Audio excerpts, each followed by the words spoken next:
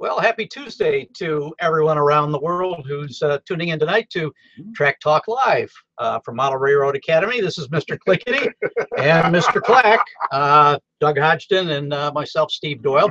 We're here at my S-scale layout of CB&Q Lines East. This happens to be my Chicago scene behind. And if you don't know, if it's your first time watching Track Talk Live, just know that below the screen that you're watching right now, you can submit live questions, and we really depend on everyone to submit those questions, or else you're going to be listening to us whistle Dixie here or something. Yeah, I don't know. How's your song and dance? Soft, the old soft shoe, or we could sing the City of New Orleans. Riding there you go. You wouldn't want that, folks. So send us your questions, and don't forget, you right and below the screen as well, you can sign up for our free weekly e-newsletter. Too many W's there. From MRA, and in that you get all the news about model railroading, tips from the experts, and some video clips, and everything to kind of keep you energized. Every week, delivered right in your mailbox. Free. So don't forget to sign up for that, and follow us on Facebook, Pinterest, and Twitter. Now, what have you been doing? Anything worthwhile? Well, I've been actually this past couple of weeks. I've been involved with the Twin City Model Railroad Museum over in St. Paul. They've recently moved to a new location, a new, better location actually, much bigger, and they had a sizable layout, of course, in the old place. And had to be taken apart and moved, and so as you can expect, there's some repair that has to be done and all that. And as part of expanding the Model Railroad Academy into other scales, because we have a lot of HO,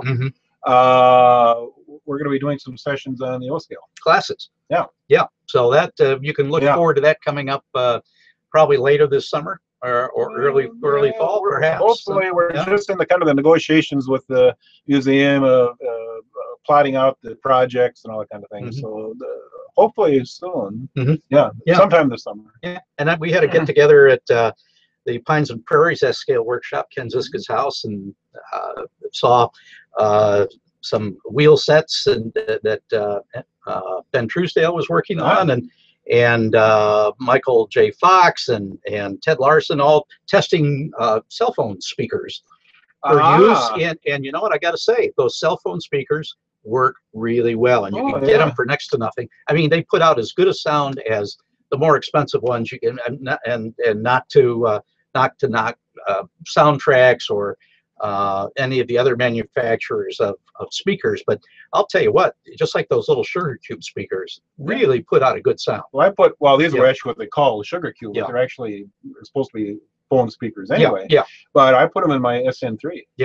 And they are fantastic, and because all the SP stuff has cylindrical tenders, so you don't have the big wide open. And you have the narrow opening where the like on a standard gauge Vanderbilt tender, that narrow opening where the frame is to get a speaker in there. And well, you know how good they are when you're using them on your phone. I mean, you play music on your phone and they're great. So experimenting with that, and we had people soldering and wiring, and we had 5 guys going at it. So if you have a club in your vicinity, take advantage of it, because there's not only a lot of knowledge to be passed along with people who've perhaps been in the scale longer than you have. Certainly they've been in longer than I have, and I've been in for now 18 years after having been in it as a kid, but then dropping it for about 40 years. So, but also there's good camaraderie. These are the same guys you go around to conventions with. Get charged up. So for sure. Get charged up. Anyway, let's go to the first of our questions. Don't forget to submit your questions just below the screen here, and we'll handle as many questions as we can get tonight. They do come in, believe it or not, from all over the world. So that's always fun. Yeah, that is fun. Because we say we're the world's greatest hobby, and you can believe it with some of the questions. So we are certainly global. Yeah, we're willing to travel to warm climates in the winter too. You guys want to, next winter, if anyone wants to host us down under, we're happy to go. So, anyway, Justin has asked, how do you create depth in a layout? And he doesn't mean physical or track distance, but like, how do you make it a small layout look bigger? Well, this is a pretty good example right here, Justin. Very good example. I've got S-scale 1/64 scale in the foreground up to the Rail Express building, the brick building there. And then beyond that, on back to the other buildings, those are HO scale buildings. And this is to create the distance across some of these vast Chicagoland transfer yards, of which I think there were hundreds back in the days. And then I even have another building in the background further there that is N scale. So I've got 3 different scales at work in this relatively, it's probably a 4-foot distance here, and you could actually work that much, you know, in a tighter space than that, 3 feet. Forced perspective. Forced perspective it is. And I think if you know, certainly as you look at the scene, as you see the buildings back there, it doesn't read as 2 different scales, the primary scales, S and then HO in the background, because I muted many of the colors for the HO to make it look like, you know, more of a distance, a haze, a fog, smog, whatever you call it, a lot of coal smoke, because it's still the transition period between, you know, steam engines and diesel power. So that's one way to do it. You also had a good idea too. Well, a photographer friend of mine mentioned years ago that the best way to create distance with lighting is to use warm light in the foreground, and then cool light in the background, and then transfer through. I actually, you know, in my layout, I've used blue LED strips. And I can turn just my blue LEDs on by themselves, and it gives you this really neat night scene. But that's not what I'm going for. I'm going for the day scene. And you're in the West Coast area, so there would be lots of smog and that sort of thing. And actually, if you look on a sunny day, it does kind of give you a little bit of a bluish tint down at the horizon. You see many photographs. That's what it appears in. So, and also view blocks. We were talking view blocks earlier. Yeah, view blocks, because in real life, of course, you're always looking through buildings. You go drive down a street, you look up an alleyway, and that would be a good place if you have, say, HO in the foreground. You didn't say what scale you're in, but HO in the foreground, and you see down an alleyway, a good place to have an N scale building back of that. And if you have another alley, you know, Z scale, you know, and that would make it look like they were half a mile away. So viewing slots and peekaboos, all that kind of thing. They add mystique to your model railroad. They add that aura, that soul to your layout. That's just above and beyond what you can do as a model. Right. And also, along with different sized buildings and scales, you can also use signage that gets successively smaller as you go to the background. You know, again, your eye senses. We know how big a billboard sign is. As it goes to the back out here, it goes more to the, and these are Miller Engineering electric signs that are the animated signs. They actually go from the O and S HO scale, and I think they go HO and N and suitable for Z. So as I go back, these signs are actually getting smaller. Again, it's tricking the mind. It's just an illusion. Theatrics. It's an illusion. It's theatrics. It's theatrics. Okay. Well, thanks for your question, Justin. Sorry we got off on a tangent on that, but it's a really good question, because not a lot of people have a lot of space. You know, I'm lucky that I had 4 feet here, and that was mainly because there was a niche in there, and it just like, what am I going to do back there? And then, you know, it came to me in the middle of the night. You know. Well, that's what they call the art to the model railroading. So without even knowing what it was, I kind of thought, well, maybe if I put smaller buildings. And it was another thing, a necessity, because there were many, many more HO scale buildings of the type that I wanted, which is Midwestern, from custom model railroads, CMR, that were available. And I thought, well, geez, put those in the background, see how that works. And as I started to place them back there, it did work. So I'll check Great Model Railroads from what year? Last year, 2016. From 2016, Steve's layout is in there, and you'll see some really great pictures. Thank you. Appreciate that. Jameson asked, hello, I'm currently running HO DCC and N in DC. I was wondering what's the best company to use locomotives. Well, Cato is kind of the go-to for both those scales, right? Right. I mean, Cato has been around for a long time, and the quality of everything is getting better. I mean, with all the digital casting and all that kind of stuff. Who else? Because you do both HO layouts as well as end scale layouts. Well, Walters has gotten good. In HO, I mean, Walters has come out with some beautiful equipment, and you know, they take on some of the other lines and improve them. Athern and I mean, so everything's getting better. Yeah. It's a great time to be in model railroading. It really is. The quality of all this stuff is getting so good. You'll never have more material to pull from than you do right now. Just the detailing too. I mean, the detailing is so fantastic, and so it's kind of like buying a Ford or a Chevy. You just have to try them out and see what you like. It depends on what you're modeling. Kick the tires. What kind of locomotives you want to operate. Steam or diesel or that kind of stuff. And so go in with a purpose. Yeah. And then just kind of let things happen serendipitously. But it does help to know, what era do I want to model? Right. Is it an era I remember when I was growing up, as many of us do? And so we will model maybe the 50s, 60s, others 70s, 80s, 90s, and then even right up to spine cars and everything else now. The modern stuff, which the kids like. So if you've got a youngster coming up, he's not going to see many steam locomotives unless they're excursion. Right. Won't see any, as a matter of fact, or even the old passenger equipment. But they, some obviously kids will want to model what they see, as we did with steam and early diesel, EMD diesels, and the F units and the E units, and some Jeeps and Alcos and stuff like that. But the kids today want to see the bigger power, because that's what they see crossing the bridge.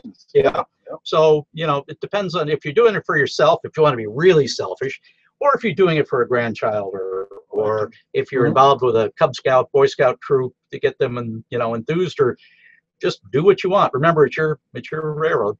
Well, I would say too, try it out and let us know what you come up with. Joshua asked, Joshua just disappeared. Way to go. Let's see. We'll get you back here, Joshua. Where did Joshua go? Joshua was asking about, I have recently been asked to help sell 2 different train sets. One is from the 1920s. The other is from the 1930s. I also have several trackside pieces. They're in museum quality condition. I need to find an appraiser to help with downsizing this part of my father-in-law's estate. Any recommendations? Train Collectors Association. Yeah. TCA. They have chapters all over the country. Look them up online. So we don't know where he is. But I try to look up a chapter in your area and have them come over. And we actually have one here in the Twin Cities. Have them come over and take a look. Because they're very used to doing it. They know, what's widely available, what isn't widely available. Unfortunately, a lot of people think, oh, they've got, it's museum quality. It could garner hundreds and hundreds of dollars. Well, not necessarily so. So don't bank on your kids or your grandkids' college education money with what you perceive might be the value. Depends on how rare it depends on all that kind of lots of different circumstances. Okay, let's go up and get some more questions. Thanks for these questions, everyone. Don't forget to keep submitting them.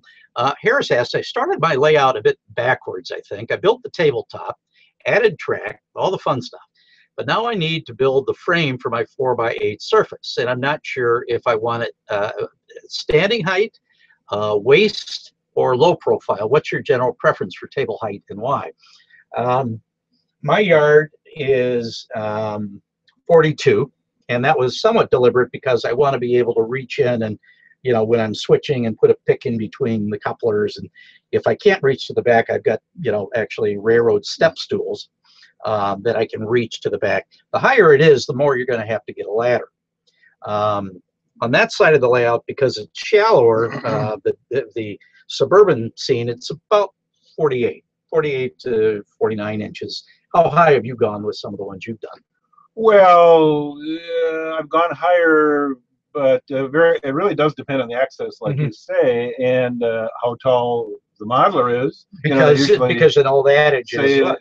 Chest high, and so really about that height. But with a 4x8, I would say, well, first of all, it's a good thing you didn't start building it upside down, or you'd be in trouble. Super glue. But no, I'd say you could put it on some temporary legs. You can always change the legs. That's true. You could get some temporary legs and actually put some 2x4s on it. Make sure it's secured, and then just boost it up and see what height you like. If you're not going any bigger than 4x8, Try it. It's a great suggestion. A lot of people start with a 4-foot 2x4 because you can just take an 8-foot and cut it in half, you know. So 4-foot legs. Just put 4-foot legs on it and see what you think. And you can cut them down. If you have any friends' layouts, go visit theirs and see what you like and what you don't like. Okay. Thanks for the question, Harris. Jim asked, I'm wanting to go DCC. Way to go. It's the way the hobby's gone now. And I see you have DVDs available. The question is, are they region free to play on any player anywhere in the world? Or are they set up for the US only? I live in New Zealand, which I think is region 4 or region 2. I'm not quite sure which. We will check on that because we'd sure like to have you enjoy those.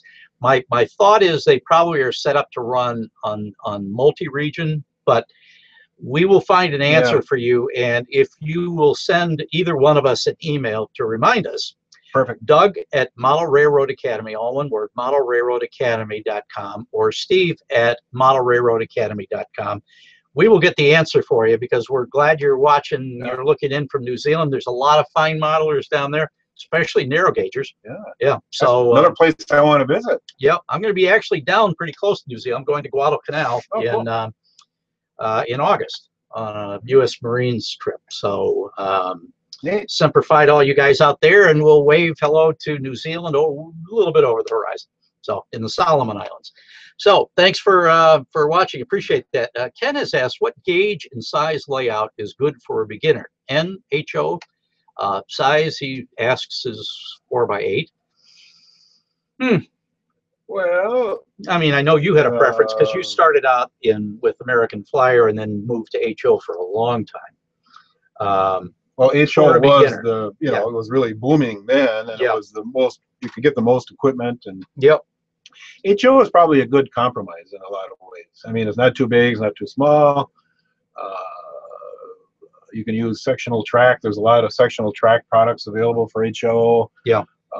So you don't have to lock yourself into anything. You could. I would say if you want to go to the perfect scale, I'm just kidding, kids. The perfect scale we consider to be S 1/64 because the engines are a nice size. They're easy to re-rail or get on the track, especially as your eyesight is going, like some of ours are. It's a good balance between the size of the room. Many people are kind of, but if you don't have a lot of room, HO is a good way to do it. You've actually worked with a small amount of space at the back of your garage in S scale, and you have a long 14, 16 foot 18. Switch 18 foot. Okay. You got the extra 4 feet from your wife's car, right? 2 feet worth of trackage rights negotiation. You gotta do that. The Christmas stuff went elsewhere. So there's lots of things you can do. Again, if you have any friends who have layouts, go over and see what they look like. If you don't, and you happen to have a brick and mortar hobby shop, they may have some displays. I know we do at Hub Hobby here in the Twin Cities. They have a few scales represented in a diorama. And see what you like. I mean, pick them up, handle them. If he has more specific questions, he could email us let us know. So let us know how it works out. We're always interested in how these. You're doing 4x8. That could make a pretty cool HO layout. Certainly, really good in N. A lot of stuff you could do in that. But I know guys who have had wonderful, a tabletop 4x8 S scale layouts. That allows them to do some switching and it's great for kids because it's not so big they can't operate on it and get into trouble. The bottom line is to have fun, and whatever it takes to have fun. And there's lots of different scales, and this is one of them. There you go. Alexandra has asked, hi guys, in your opinion, for a small size layout, which one would you go for, single line or double line layout? Thanks. For a small size layout, you don't say what scale you're in, Alexander. So if you want to email us back and suggest something, we might be able to go from there. But I would say, why not double the fun? Well, like double track, you get twice as much operation for you could almost have trains the same going amount of out space, in different directions. You could have a switch, a switch over, and you could have trains going this way on the track, and we go around the other way, and they're coming the opposite direction. So lots of configurations you could do, just depending on what scale you're thinking about using. Well, there again, as with the previous question, don't feel you're locked into anything. I mean, you can add track, you can take away track. Don't feel locked in. Just give it a try and figure out what works for you. Yep. Amen. 20 minutes past the hour. Ah. Time to tell them you're watching Track Talk Live from Model Railroad Academy with Doug and Steve. We're here every month. So make sure you follow us on Facebook and Pinterest and Twitter. Like us on those as well. And sign up for the free weekly e-newsletter, which comes to your mailbox. That's what the weekly thing is every week. And get some great ideas. Keep the creative juices going, because lots of tips. And think about becoming a full-fledged member of MRA. And you'll have access to the entire Alan Keller Model Railroad Library. And it is the most extensive in the world, as well as all the other DVDs available online 24/7 for the price of the admission. Yeah. And so it's a pretty you good can deal. Always get a hold of us if you have particular questions. Yes, please do. Harvey has asked, I have about 20 to 25 N-scale cars. A lot of N-scale guys out tonight. Yeah. So isn't that the fastest growing, or one of the fastest They growing? say it's growing faster than HO. It's HO. not as big as HO, but growing fast. Yeah. I have about 20 to 25 N-scale cars, ranging from box cars to bulkhead flat cars, even some auto racks from multiple manufacturers. Some have certain types of couplers, some have plastic wheel sets, others come with metal wheel sets. I want to have some conformity with my rolling stock, at least in terms of couplers and wheel sets, in order to maintain smooth and consistent running. Great idea. Really, really good idea. What are your go-to couplers and wheel sets? Well, I know that we're big fans of KD. Well, they've been around forever. They know what they're doing. Yeah, they've got wheel sets, and they're kind of the industry standard as far as couplers. They couple up to other, cars, other manufacturers' couplers, make sure they're compatible, but mostly they do if they're kind of a, knuckle coupler sort of thing. They're pretty realistic, and you just pick them apart, or if you have a magnet underneath the track, you can just, pick them apart. So it's pretty cool. But you can't go wrong by going with them, and we're not paid by Katie to say it. I wish they would pay us. Yeah, good question, Katie. If you're listening, and I'm not saying Katie, K-A-D. Yeah. E-E. No, Katie has always been the best. Yeah. The best quality. There are other brands. And WSL has wheel sets. Yeah. They don't make couplers. Just as the simple answer would be KD couplers and wheels, and then there are a lot of other brands out there, and there again, it's kind of personal choice. So I would experiment around with some, but I would definitely recommend good quality couplers and metal wheels, no matter what brand you use. Yep, I like the heft on them. A little more weight, and again, don't forget to follow as best you can the NMRA standards for weight. And go to the nmra.org website, and they'll tell you what scale it is. It's a certain amount of ounces per inch, basic, and then for every inch over something, it's it's additional weight. So that is to track well.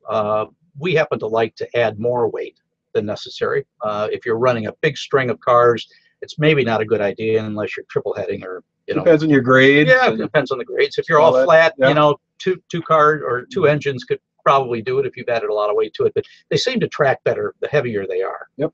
But not so much that it's stalling going uphill. And couple better too. They really there's enough mass there, so they couple. And the cars don't wiggle around if the track isn't quite steady or things are a little bit off. There's nothing like if you're trying to shoot realistic video and you've got great looking scenery in the background to see a car just wiggling like this as it goes down. Not that they don't in real life, but they don't do it that quickly. So So anyway, more weight, but Katie's are good. Ron has asked, what are your go-to resources for making homemade metal siding for your buildings? Homemade metal siding. Okay. Like aluminum, like the faux aluminum, or corrugated aluminum. I mean, I don't make the siding; I just buy it because I don't know. It'd be a lot of work. Glassstruck does it. Well, I just actually bought some from CC Crow. I think Walthers has it. I think there's multiple manufacturers that make the stuff.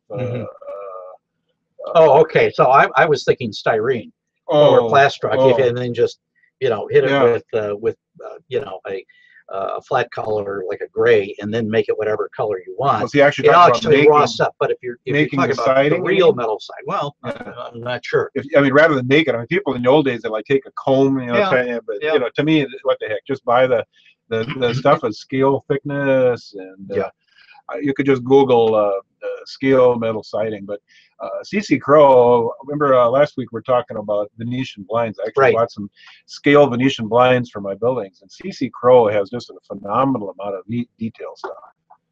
So that's one lots of cool hypercal sort of things too. You know, walls. If you're making roundhouse walls and stuff like that. Pretty good stuff. Stone walls as well. Clint Crow, he's been in the business for a long time. Long time. Riley asked, I inherited some HO trains without boxes.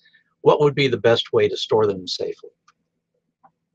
Take it away. Well, I mean, I guess what we've done is just, you know, wrap them up in some, you know, probably paper towels or something like that. Tissue paper. Get some cardboard boxes or these plastic tubs, and put some cushion in the bottom before you start loading it up, and try to find a source for smaller boxes. I mean, know what you want to put in it, and keep them in a relatively dry place. I mean, you don't want to have it in some, you know. Guys around here, guys go to the grocery store and get apple boxes because they're the kind of big boxes. They have a nice cover on them, and yeah, by all means, store them somewhere where they're not going to be affected by. You might also be able to go to eBay. I know sometimes on eBay you'll see someone selling just the boxes. Oh yeah, I had some of those fancy boxes with foam lining and all that. I can't even remember the brand of it anymore. If you're not shipping it anywhere, you could just wrap it in paper towel and be gentle with it, and put it gently in the box and cover it, and then label your box, because you're going to forget what's in it.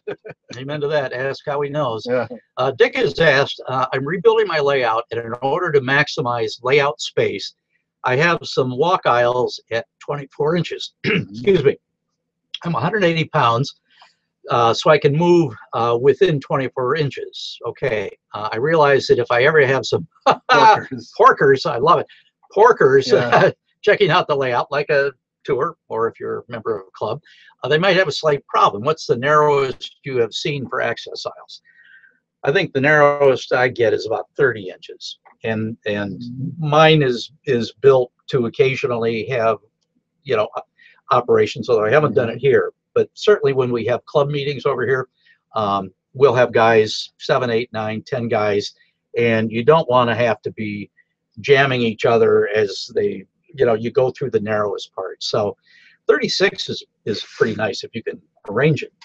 You know, it's tough depending on your situation. I mean, I've done 24-inch aisles, but the other thing you have to be careful of is the elbow problem, because just because you get your hips through there doesn't mean you're not going to. And this is low enough that it can be breaking your scenery when you're walking through there. So now, what some people might do use is like a plexiglass, you know, front to it that just screws into the periodically onto the fascia and may come up about like this.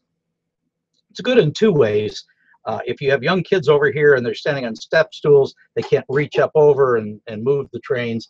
Also good for if you have guys over for just what Doug was talking about, and that is an accidental, you know, elbow to your Jeep. Well, next thing you know, it meets the concrete. Knocked your diesel on the floor. Sorry. And they go, "Oh gosh, I'm really sorry," and you go, "Oh, that was that was Korean brass, and that was $2,000. You don't want to do that." So, you know, 36 inches. The wider you can make it, the better. But you know, if I could pan around here and show you my aisles, at the beginning, I decided to sacrifice really wide aisles in order to have more scenery space and wider radii on my on the trackage itself. I have a minimum of 42 or maximum of 42. All the main line is 42, and that allowed me to have, you know, I mean, in the space we are right here, as you come down the stairs, we've got 4 or 5 feet right here, but over here it's 30 inches. I think over there it gets down to 24, which is pretty tight if you have a lot of people over. So you do want to take that into consideration, but you know, try to keep it as a maximum, just as broad as you possibly can. a nice flowing fascia is real good too, rather than square corners that people can get jabbed with. It's easier on the eye too. But if you can, this is what we're talking about for the fascia, and in that you can see I've got turnout controls. You know, somewhat they're recessed in, so as you go along, you don't bump those. And then if you want to finish it with a skirt. But we're not really talking about that. But those are just kind of finishing details. But you're right. If you have a curved surface on your fascia, that does make it easier to squeeze by someone. Right. You know. And again, watch out for the elbows. Worst comes to worst, use barbed wire. Oh, that would be one way to do it. Razor wire. That ribbon stuff is good. Maybe your local prison has some extra stuff for you. Yeah.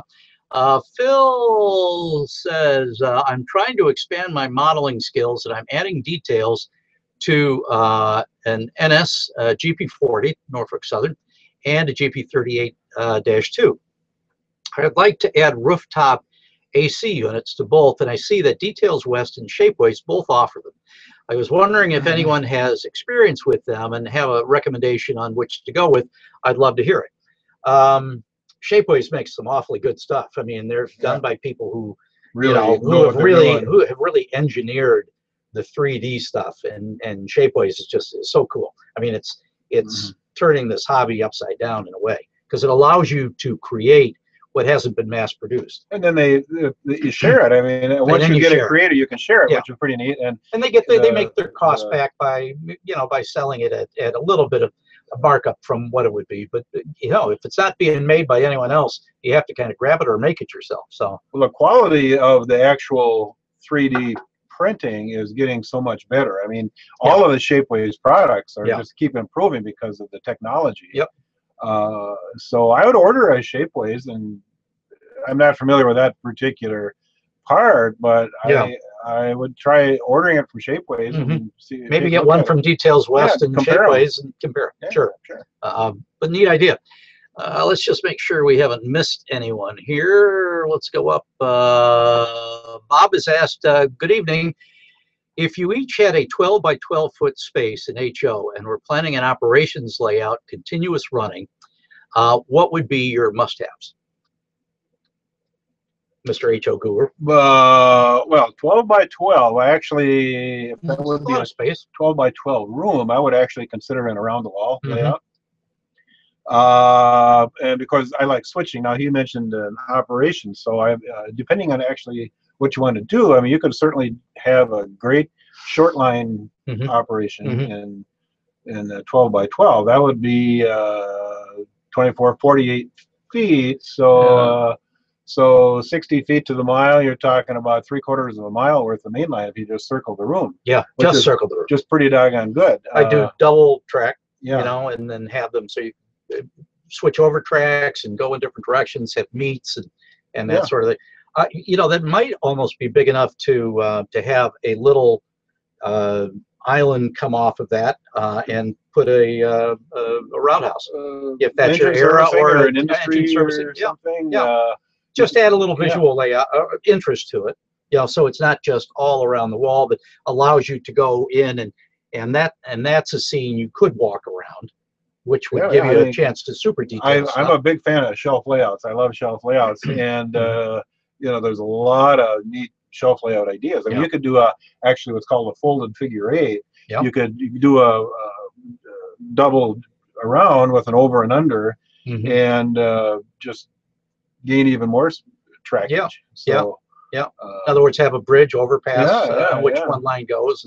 It could be very cool, and double track that. Why not? So great question, and good luck. Jeffrey has asked, you mentioned young people wanting to do modern trains. The problem is much of the modern freight tends to be a lot longer in length than the 1940s era 40-foot boxcars. If you are limited in space, so you can't have a big radius layout, there may not be easy solutions for running these long freight cars around a small radius. Any solutions other than going to a smaller scale like N scale? Well, you could do short lines. Yeah, I mean, you don't have to run a long train. You have to run modern cars. I mean, the modern cars are, they're dedicated to a particular customer or load, and depending on what you're loading up on your railroad, you may not need long cars. I mean, well, or you could have long cars and just don't run that many of them. I mean, what was the terminal line that you were talking about, Minnesota Commercial, right? Yeah, yeah. Switches modern era cars, and Yeah. it is a relatively short line as it goes. In other words, it's not a mainline class 1, but it moves modern cars as well as some short ones. So a variety, but yeah, they're not moving any 40-foot cars anymore. No, but I don't see any 80-foot cars over there either. True. So Yeah, but you can still be modern without going to, you know, maybe up to 60-foot cars or something like that. Yeah. So yeah, I mean, you can determine by the design of your layout what type of traffic you're going to have, and consequently what kind of and cars. still make it modern Yeah. without going to the very longest. Yeah. Yeah. Okay. So Terry asked, building a Mark II tamper, HO scale made of pewter. Am I saying that right? Building a Mark II tamper. Ballast tamper, HO scale. Okay, HO scale made of pewter, ready to paint. Ready to paint. Acrylic or enamel? Well, you're going to need a primer regardless, but Right. I would say acrylic because you can get good flat colors. The trouble with the enamels, they tend to be too glossy or kind of thick looking. Although some people swear by it. I think they're a little touchier to work with. Yeah. You know, if it was me, I'd use acrylics. Yeah, it's a little more user friendly. Yeah, it doesn't clog up your writing. Acrylic but yeah. But if you chose to do the other way, you don't want them so glossy. Hit them with a dull coat. You know, weather them up. So, Woody asked, I'm modeling the late steam era in HO. I want to have a repair in place track in my yard. I need information on what would likely be included, as in buildings, parts, tools, hoists, etc. If you have any input on where I should look to get this info, I'd really appreciate it. Thanks. Probably Model Railroader has, you know, trackside maintenance of way booklets. If you look online, I don't know. You know, I go back to that the Paul Larson series in Model Railroader magazine about 50 years ago, and he did close-up studies of various things like that. And you look at a typical rip track, and they're all different depending on what they're doing. You know, but it's basically an open track. You know, they have jacks, they have planks, they have. I would research if you have a particular line or an area that you're modeling in your particular late steam era. See what they've done. I mean, there's scads of stuff. If you buy those Morning Sun. Oh, Morning Sun books. I always get that wrong. Yeah. Morning Sun books for your particular railroad. They will have, you know, just you know, lots of pictures of yards, terminal yards, whatever yards for their, you know, and they, I guarantee you, they'll have pictures of structures, or just look them up online. Repair in, you know, in place track, you know, rip track buildings, and see what comes up on Google Images. You kind of think it through. I mean, you know, imagine yourself repairing a real freight car. What parts would you need? I mean, you know, you have couplers, you have truck springs, they have probably brake parts. You know, things like that. Maybe could be wheels. Maybe laid out wheel sets. It could be jacking it up, or having boxes. Have a crane lift up one end of it and roll out a wheel set, so you could have a car nearby that the crane could pick wheels off of, or trackside on rails, as you often see. I mean, those wheels are all going somewhere when you see them on trains. So ladders, you need ladders. Kind of scaffolding. Actually, you see some of those ladders they built in the railroad shops, and they were kind of a two-sided ladder with a more almost like a sawhorse type of thing, but they were set up so you could have two ladders and then put planks in between, so you could actually use it as a scaffold. Yeah. And then a lot of times we're talking about engine servicing facilities earlier, and you know, they might have an air line running out there from wherever the air source is, so they can hook up air for running tools or testing cars. Could be tanks for settling torches. That kind of thing. Yeah, welding equipment. Yeah, make sure you get the little blue sign that says, you know, that doesn't allow you to go forward. It tells you it's a rip track. That's always a detail you're going to see, just so someone doesn't back cars onto your men at work. So that's very cool. But there's lots of stuff out there. I couldn't mention a book or an article that would have it, but I would, if you have a particular line that you follow, see if there are books that have pictures in it that you that you could reference. There's always barrels, drums. Oh, you go on trash, and on. trash. You know, just everywhere. They were not clean places. They might have been orderly in where they put their stuff, but all around it, you know, greasy rags and it could be fuel, I suppose, if they were fire hose was another fire hose. You never know what could happen out there. So fire hose. Yep. Yep. So good luck. Appreciate it. Send pictures. Good question. Yeah, great question. Well, 40 minutes past the hour. You're watching Track Talk Live from Model Railroad Academy with your host Doug Hodgson, and I'm Steve Doyle, and we come to you once a month, and we invite you to submit your questions. 20 minutes left, about 18 minutes left on tonight's show. Otherwise, you'll have to wait to the end of next month, 4 weeks from tonight, for the next Track Talk Live. But you can submit your questions at any point, and they'll send them on to us. Or if you can't wait till the next show, and we don't answer them on this show, send them to either Doug at modelrailroadacademy.com or Steve at modelrailroadacademy.com, and we'll do our best to get you an answer. G has asked, my HO scale layout, on which I run a fair number of 85-foot cars, has minimum mainline radii of 36 inches, but I'm building a hidden section of track and would help to gain some inches on a helix. So the question is, how tight can curves be before derailments or other problems begin to appear? Good point. Is there a formula that you'd follow? An 85-foot car it's getting fairly long. And you think about passenger cars, that length. Yeah. You know, or auto rack cars. I don't know if you could do 24. I mean, because the cars are more well detailed nowadays, and which means that they don't bend it like they used to. I would say 28. But then, of course, the tighter your radius is, the steeper your grade becomes on the helix. Make it as broad as you can. So that's with as low a grade as you can handle. So maybe 28. Try them on 28. Okay. Ben has asked, for purposes of layout scenery, I want 3 or 4 different size sieves to screen things like real dirt, ground leaves, rock dust, etc. By size, I mean the size of the mesh screen, coarse or fine. I've been to several cooking stores and ordered some things online, but when they arrive, they generally all seem to be the same size mesh. Do you have a good source for various sieves? You brought me one once that was just absolutely, I mean, it's like powder. Yeah. You remember where you got that? No. Okay. But I'd recommend, what's that kitchen supply place, the well-known kitchen supply place? Williams-Sonoma? Maybe Williams-Sonoma, a place like that.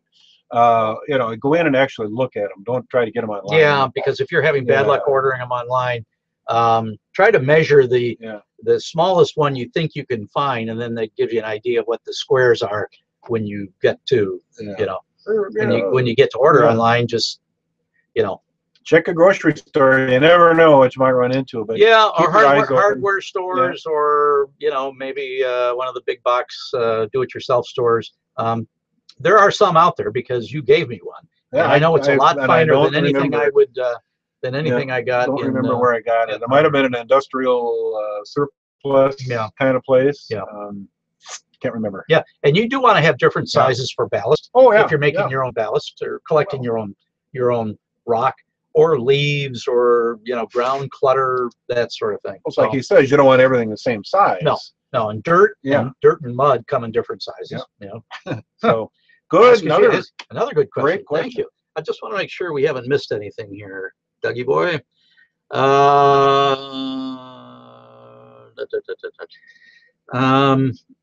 David asked, how would you design a layout 10 feet by 6 feet with easy access for cleaning and maintenance? Well, don't have anything, let's see, by 6 feet. So 3 feet in. I mean, I wouldn't put anything beyond 3 feet. Well, maybe even less than that. Maybe you'd have an access opening. It's hard to say. Yeah, if you have to go beyond that, then have a place where you can get up in the middle of that and have it camouflaged. If you're only looking at it from 1 or 2 sides, you don't say whether it doesn't say whether it's a walk around. Yeah. If it is 6 by 10 tabletop, you'd still probably want to have some kind of access opening. Could be a city block or an industrial complex or something where measure how big you can get yourself down as you go up, and then always make it a little bit bigger than that, because you will get bigger as you go. Ask us how we know. Nice thing about lift outs is you can work on your model on your workbench and then set it back in the layout. Right. That's a really good point. But I have some areas here, like beyond that I almost have to get up on top of the track, and I put a pad down, actually a dog kennel type bag that I can get up to get at it. So make it easy on yourself. Don't do what we do, but have as much as you can close to it. So if you want a clean track, because if track gets dirty or mice go for a romp, it's always in a place that you can't get to easily. That's one of the number one axioms of model railroading. It never goes bad on the front. And I've got some stuff with wonky power or just track joiners that went a little crazy that I have to change, and inevitably it's going to happen where you can't reach it. So the minute you cover it up, it goes bad. That's pretty much it. Good point. Okay. Oh, let's make sure we haven't missed any others here. We have a whole bunch of other questions. Wow, a lot of good questions. Yeah, great questions tonight, and I'm not sure we're going to get to all of them. So. Let's see. Ed asked, one of the used locomotives I've bought has traction problems, specifically on the incline to the Tycho bridge and trestle set I installed. I don't know who made this locomotive, just says it's made in Yugoslavia on the bottom. It picks up power via the front wheels. The other locomotives I had all had grooves in the wheels for tires. The wheels on this one doesn't have grooves. Can I put tires on the wheels? And should I put them on all four wheels since all four are driven? Well, you can't because you need electrical pickup. There's that stuff called Bullfrog snot that people put on. And you can actually take a very thin film of silicone caulk and put it around the wheel. But you can't do all the wheels because you won't have any electrical pickup. So he doesn't mention what the configuration is. Could he possibly? I mean, Yugoslavia, you don't know. I mean, could he possibly be getting it from the pilot wheels? Well, we don't know if it's steam or diesel, but if it's like say an AHM, look and see if you have wheels that you can tell are not electrical pickup wheels. That would be the wheels to put the traction tire on. Okay. It's going to take a little research, I think, on your part, but you can certainly try one set of wheels and see what happens, see if that's enough.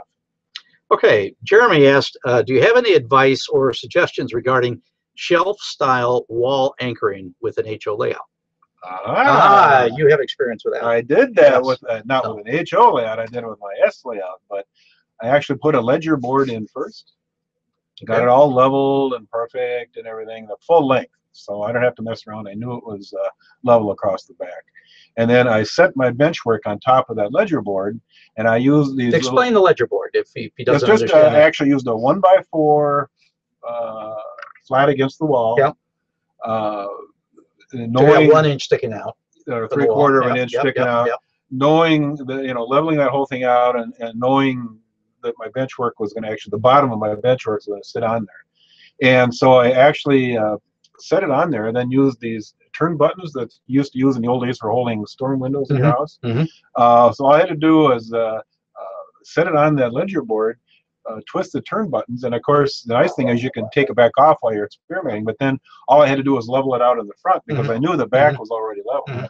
And mine's in the garage and my floor isn't perfectly level. So this way I could level out each one of the front legs individually. Yeah, and we've got those on ours as well. So because wood tends to warp occasionally depending on the humidity in your situation, so it's nice to keep it off the floor if you got wood. So, and shelf layouts are great. Oh, I love shelf layouts. Yeah. Let's see. Do you let's see. Okay, we just answered that one. Sorry, folks. One of the technical things here. Ben's asked, Andreas asked, I was wondering if there's a smart way in protecting point rails and the throw bar of turnouts from getting glued to their roadbed when ballasting. Any ideas? Don't put ballast, Well, I mean, even the real railroads are pretty careful about that just to make sure they close correctly. I'd come back and do that later. You can be kind of quick and dirty with the rest of it. Keep it a little bit loose. And then come back later and fill in very carefully around the tie bar and the switch points. So If you just cover with a little piece of tape or keep a couple pieces of paper alongside it while they're doing it. Yeah, it's but you're wise to be careful about that. Yeah, for me, I just do it quick and dirty on the just on ordinary track, and then just you can do most of the switch except around the go maybe a couple of ties, 2-3 ties in either direction of the tie bar. Yep. Leave that open and come back and do that later. Okay, Lefty asked, I'd like to install some overhead catenary and need some help. Are there sources for the supports, wire, and connectors? I found information on a lot of people who have scratch-built beautiful systems, but I'm looking for something closer to ready to run with a Pennsylvania Railroad style to fit in HO. Ideas. NJ International, I think, makes catenary.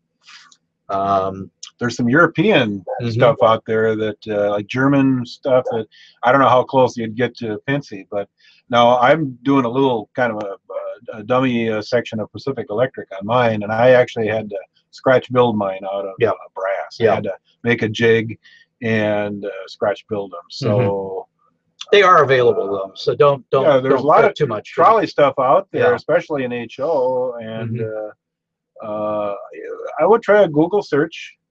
And see what you come up with, and that's a catenary HO scale model railroad, and you'll probably start to get a few hits. As Let us know, because that's a fascinating question. We've got some catenary users in S scale who are excellent. Dick Carnes out in Washington, it comes to mind. Been on the cover of magazines, excellent scratch builder of diesel electric units, and so there are some really good experts out there. And join a group. I mean, there are Yahoo groups online for traction. I'm a member of an S scale traction group, because I've got an L, and I've got some in-street trackage for streetcars on mine. And so there are people out there who can help you, and there's material out there. So don't fret. Okay. Let us know what you find. Absolutely. Let's see. Did I finish this question? Also, I don't think I want to power the wire. It would just be for appearances. Thanks. So that doesn't really change the answer much. Dale has asked, I work in O scale, currently planning an entirely new layout with a focus on scenic enhancements like landscape, scale structures, etc. I've looked at the Scenic Express catalog in Lifelike products and eBay, but I'm wondering if you have any recommendations in your experience as to other places to look to get the most bang for my buck. Well, you're talking about a couple of different things here. There's landscape, there's scale structures. Landscape, Scenic Express is good. Woodland Scenics makes good trees and bushes that are a little less expensive. I use the super trees that it gives you a little more latitude. You have to hand make the trees, but then you just buy the flocking for it and spray glue on it, and Bob's your uncle, whoever he is. So there are lots of sources.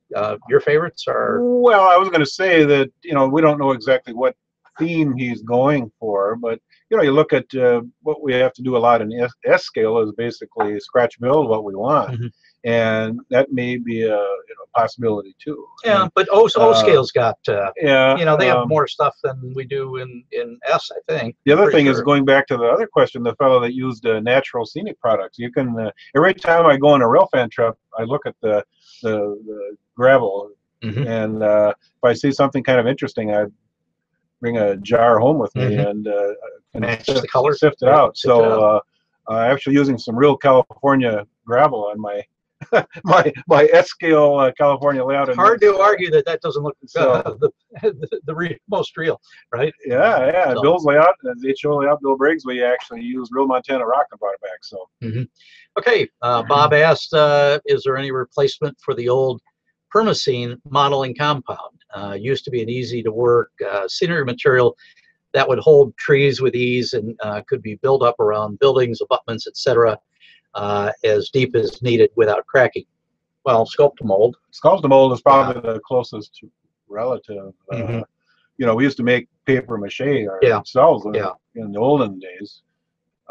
Drywall Compound, right? Well, I like Drywall Compound for little things. I wouldn't do it for a big area, but little patching and all that. It's great Yeah. because it dries slow. You can Yeah. kind of massage it Well, into we use some of position. that for the concrete walkway Sure. or concrete Yeah. pad back here in the team track. And you know what? It turned out really realistically because in the humidity changes in the winter, it cracked. So Perfect.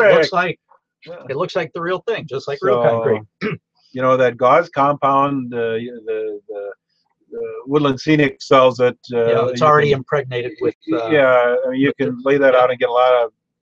It allows you to do stuff really quickly. They come off. They look like paper towels with holes in it, and they're already impregnated with the. Is it Sculptamold they put on it, or it's their version of whatever the plaster is? But it's, whatever the plaster is. But it's you just put it in a pan of water, dip it in water and lay it down. Get the excess water off and lay it over your cardboard or your newspaper, crumpled newspaper, paper bags. Goes really fast, a lot less mess than the old Hydrocal way. Yeah. And, I find it's when you're trying to make tracks quickly, so to speak, buying something like that is probably a pretty good deal for me. I may go cheap on other things, but to do things quickly and make it look good, I'm willing to sacrifice a little bit and buy a commercial product. Plus, you're helping people who develop new products for the scale, and that's not a bad thing either. So your time is valuable too. So you want to focus on the things that you really want to do in the hobby, and so if you don't really want to, sling plaster, then maybe you want to get that done and go on to other things. So yeah. And just going back here. Make sure that we have gotten the questions that have come in here.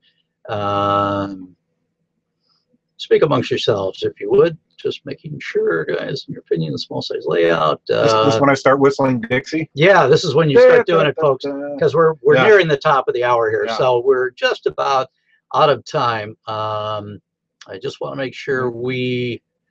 there's that Porker's question again. I saw one further down there that we didn't get to. This is live TV. Oh, what is the best technique for building a helix? Oh, okay. Ratio scale. Yeah, that is a good one. We've covered that in the past, but let's we've got 2.5 minutes. Well, I mean, obviously you have to build it from the bottom up because you have to lay the track as you go because it's really hard to lay the track afterwards. So you have to work your way up. And there's a lot of different techniques for spacing the helix. Anchoring, and some people use those long screws. And threaded rod, so you can adjust, make sure the grade is perfect, and make sure it's crosswise level, because what happens is if you're using plywood and you're cutting it into that strips, that curve, it sometimes wants to warp a little bit. So you want to have flexibility. I've seen guys take vertical strips of wood and cut slots into it that the plywood would lock into to hold it in position. Oh, okay. So, good point. But basically that's it. I mean, the diameter is going to affect your grade, so you want to get a big enough diameter so you don't have too steep of a grade. And then there are books and articles out there. I'm sure we even have some in the DVD library on Model Railroad Academy, which is a good reminder to to sign up for the weekly e-newsletter and become a full-fledged subscriber, and you'll have access to the Alan Keller Library, complete Alan Keller Library of railroad videos, as well as many others. And just about any topic you could think of, including helixes, I'm sure is going to be on that. So, and it's searchable. So once you get in there, just put in helix and you'll see a bunch of contact topics. us. We got to keep mentioning that too, because you're certainly welcome to contact us through the Model Railroad Academy, and we'd be happy to answer whatever questions you have. Great. Well, we do appreciate everyone joining us from around the world tonight. And don't forget, keep those tracks clean by running trains. Trains are very happy when they run, and the tracks get happier, and it really means that much less cleaning. They need exercise. Yeah, and trains like that keeps the oils going in them, and the motors all lubed up, and and it's always fun to see the trains come to life again. So keep the trains running, and let us know if you have any additional questions in the intervening weeks before our next one. 4 weeks from today will be at the end of July. Wow. And the summer is going by fast. Summer is shooting by. So don't forget to follow us on modelrailroadacademy.com. And you can always, if you missed part of this broadcast, we're available on podcasts within a couple days. Each episode is. So you can watch us as many times as you like. Put us on when you go to sleep, because we're sure to put you to sleep. It's great for great for amnesia or COPD. Yeah, good for what ails you. So anyway, good night, everyone, and we'll see you in a month. Take care.